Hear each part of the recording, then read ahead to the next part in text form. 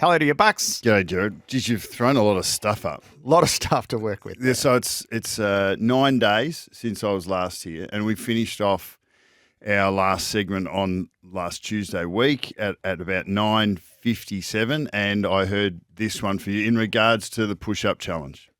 Count me in. Count me in. Now, I'm just looking across the desk here. I'm not seeing any discernible change in the size of your pecs. Now, I'm not sure if I'm misreading that, but have you been doing your push-ups? What am I supposed to be doing again? You're supposed to download the app, the push-up challenge. It's there for everyone. I've actually I've had so much support. It's been so good where people have jumped on and are doing it. I've been able to raise $3,000 this time around, which has been enormous. So thank you to everyone that joined the Sigmas 2024.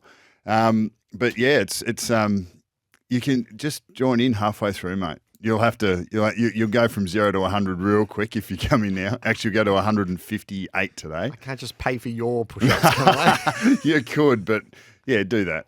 But I'll send you the link again. when I walked into the office and you're down doing push-ups, I thought, I'm supposed to be part of this. Count me in. A man of integrity. It was a bit weak, wasn't it? Weak. No, come on, we've got stuff. All right. They're so interesting to get a glimpse of the All-Australian meeting last night. Let me ask you a couple of questions. What were the names on the whiteboard? Yeah, so I was surprised that we went that deep, like that much was exposed. We knew we were mic'd up and I think I'm happy with the transparency because there's nothing to hide.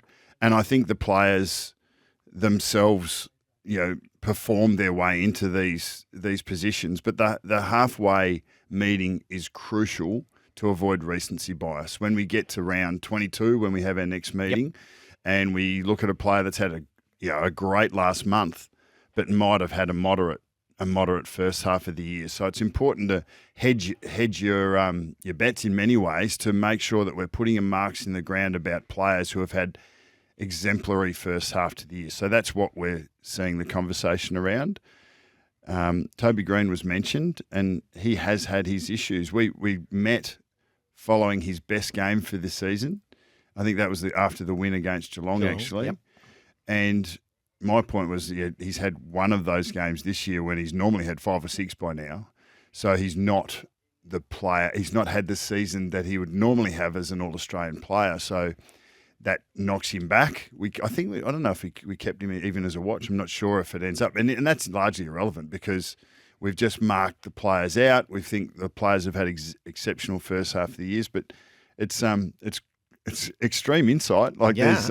So were the names on the whiteboard the club nominations? Yes. Yeah. So that's it's not what you see is not definitive either. It doesn't mean that if players weren't mentioned that they weren't nominated. And in many ways here, you need to protect the clubs because if, say, the players of each club actually were aware of the specific nominations that the clubs put in, I don't think the clubs would be comfortable with that. So there are players that were listed that weren't named or mentioned in the half-hour show, from what I believe. Yeah, so when you go, it looked like, so had each selector filled in a template of their 23? Everyone was asked to put in their best team. Yep. 22.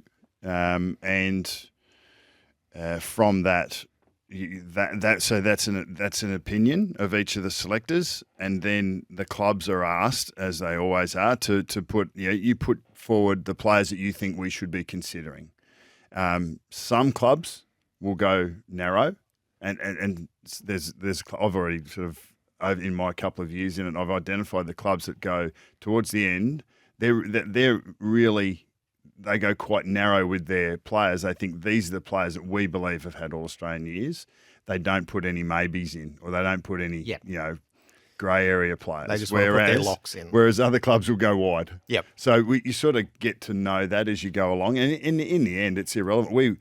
If we as a selection panel believe that there's a player that is of All-Australian quality and the club haven't put him up, that hasn't really deterred us either. We've had players, especially in this mid-season one, where we will have them on high alert, even if they're not mentioned. So There is a question coming through here, which I was going to ask you. So it's all out there, right? So you think Jacob Wiedering should be in there. So he didn't feature in last night's conversation. There was Ask Bucks how Wiedering isn't in there. And this is actually one of your causes, is you've put Wiedering forward. Yeah, so he was in my best 22. I don't know if he was in that many others, actually, for that time. We had the conversation. It didn't come through on the piece, but there was actually an oversight in that the one that Fox have let out. Like, he is basically in that squad, but it was right at the end. It was okay. Oh, yeah, Wiedering's name tag's not here. Okay, we need to sort that out. We actually headed down to go to the umpiring, coaching session. And someone from Fox Footy's picked it up without the Wiedering name tag in there, but he was definitely a part of that squad. Yeah, so this is the example of the broad catchment. Hey, but there's one here, and so you've got Wiedering not only in the broad catchment, but he's in your template. Yeah, he's in my team, and I can't speak for the other selectors because we try and maintain, as you'd expect. There's going to be groupthink everywhere, and we've got statistics coming out of our ears and as Cornsey said in the end there, like, we've all got our favourites, but we've got the whole idea is that we challenge each other to the point where you are coming to what you believe, that panel believes is the best 22, and there's still plenty of football to be played.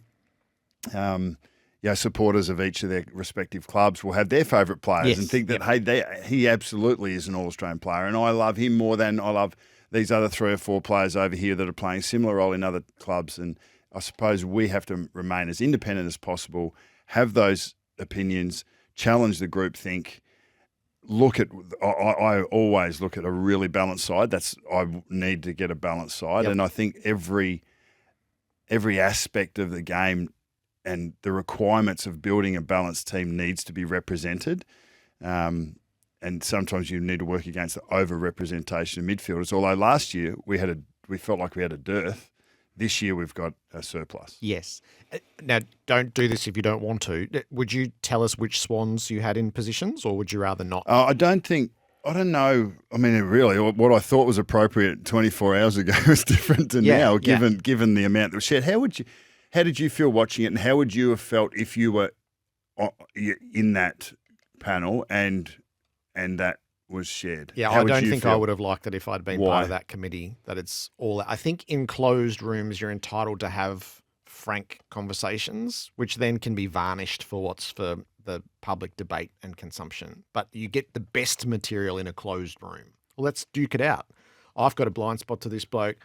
He's one of my favourites, and there's a big group here, so let's get to it. Yeah. I actually think you're entitled. I think you get the best result with a layer of privacy over that. Well, I think that I wouldn't expect that to be produced in the second or third meeting, because because it's closer to it being announced. But I think that's when the second meeting is clearly when you pretty much lock away as many of the 22 as you can, and you might have 2 or 3. It's like a match committee. You've got 2 or 3 positions that you're looking at the last couple of rounds to find a moment or a game that clarifies an outcome. So I think that's a bit more pointed. There's no doubt that that's a more pointed meeting. This one is possibility. You know, more spitballing. Really, some of the players are omitted because they won't get to the 16 games. They've got to play 75% of the games. So it's I think it's I'm comfortable. All that matters is it's not an inhibitor into how the final team is chosen in the room. I can't speak for everyone, but it wasn't for me. And I don't think that there's much that is made worse of from an integrity perspective if you actually lift the rock and show it. Like we'll get to the Petracca situation. If you actually were absolutely transparent for the good, the bad, and everything in between, then there's nothing to hide. There's nothing to manage. There's nothing to politic. But in the All Australian, I've got no shame in that being open. So I think that if you're going to err on the side of being more open or more closed and more guarded, I'd rather be more open. I think Glenn Jakovic has been nominated as the alpha in the room. Was it cut generously to him, a or big is he unit. the big unit? No. Well, in the end, like there was the whole idea is that you have equal contribution, and that the Queensland's not represented, in terms of a selector. Yeah, as I'm such. surprised they didn't add Luke Hodge when a vacancy came up. Yeah, Or so there are Alistair Lynch. There are Queensland-based experts who they have would to want to see say it yes all. as well. Yes, So, that's true. Not everyone That is happy to that do just it. felt like an opportunity that was missed. There's one glaring hole here, and it's Queensland, and Queensland have got the runner-up and the team who's on the rise too. But Jacko's good. He's very strong in his opinions, and so's Kane. Josh Marnie sees a lot of footy and is fantastic addition. Obviously Ed and Jude Bolton and Abby, and Laura knows the game really well. Her insights are excellent. Probably weren't championed too much in the half hour that we watched, but the process is great, and we've still got a lot of work to do. Yeah, I really enjoyed watching it. That much is true, and people are deeply engaged in it. So from that point of view, it certainly has sparked on that front. What questions are fair for us to pose on the outside regarding the Christian Petracca scenario? There was there's a text that came through just as you were doing your intro, and it suggested duty of care much, and it's a fair question because players are being suspended because they do not display a duty of care to their opposition at different times in the game. Now, I understand that's a slogan around not following the rules. I mean, doctors have always been a position that have been beyond reproach. We've sort of believed that they've always held a higher status, I suppose, that their decisions are always right and they're always with the right doses of care and consideration for the individual and a long-term focus. But sports doctors in particular are sometimes in an invidious position. They shouldn't be, but they are, and that is around the contest versus safety. And I think that, it seems that there's little doubt that the wrong decision was made here. How that decision has come about is behind closed doors. So we've got no idea how much Christian had to do with, hey, I want to get back out there, versus the doctor's initial diagnosis, which was obviously around either bruised or cracked ribs and nothing more. Otherwise, if he'd have known what the injuries were, there's no way that he would have sent the player back out. So there are a few questions, and obviously the AFL get involved in it all. I would have liked to have seen some form of acknowledgement of that in the press release.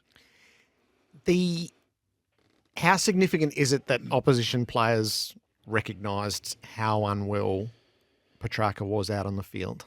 Well, I suppose selfishly and as a knowing the guys that did it, my understanding is it was the captain, Darcy, and another midfielder, Jack Crisp, who would have found himself, near Christian quite often in that 20-minute period that he was on the second quarter, that they were the ones that posed the question, mate, you don't look great. Are you sure you want to be out here? Now, I love that fact from the Collingwood perspective. And I think that there's a sense of pride that you've got individuals that are playing this game and this sport, and it is a combative sport, but that they had the wherewithal and the balance to be able to show care for an opposition player. Talk about duty of care. So that's great, but two, it probably speaks to the dire situation and how Christian looked, to the eye, let alone in the contest.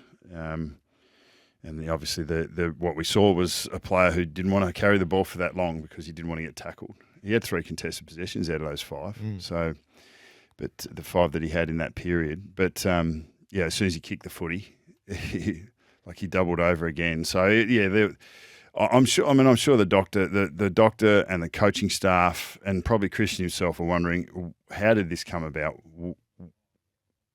How was this allowed? how did I ask for it? I'm pretty sure that Christian would have said, look, I'm going to go out. I've got to contribute here. We can't leave it at this. So there needs to be checks and balances to protect the player from himself at times, and that's what we're talking about with head trauma as well. So it feels like, and I guess this is my overall point. The idea of just ticking this off and going, no, nothing to see here. This is a moment that needs to be fully examined. I think the AFL needs to examine the overall procedures, and then I think Melbourne's medical staff needs to use the perfection of hindsight to reassess what transpired in real time. The holding statements is that everything was done right and swiftly. That rings hollow to me. The grade 5 diagnosis, is that a point of fact? Has that been declared? It's been reported as a point of fact. Yes, it's right. Well, and so a grade 3 is a hematoma. I'm reading off the net. Grade 3 is a hematoma of more than 50% of the subscapular surface. So it's an external laceration of more than 50% of the spleen area.